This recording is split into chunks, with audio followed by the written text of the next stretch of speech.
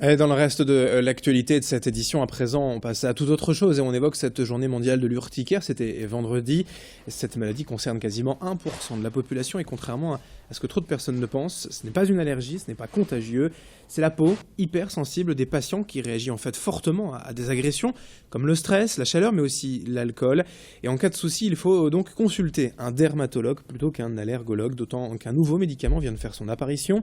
Une molécule censée d'ordinaire soigner l'asthme mais qui fonctionne bien aussi sur des malades insensibles aux antihistaminiques, ce que l'on donne d'ordinaire aux personnes souffrant d'urticaire. C'est une bonne nouvelle donc dans la prise en charge des patients, dans leur vie quotidienne, comme l'explique cette dermatologue au micro de Tanguy Lécluse.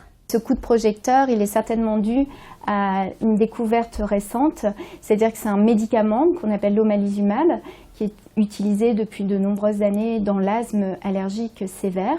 Eh bien, on a montré dans des études très sérieuses et on l'a vérifié dans notre pratique courante, que chez certains patients qui étaient réellement en échec des antihistaminiques, eh bien l'omalizumab pouvait apporter un résultat très très intéressant et vraiment changer la vie de ces patients.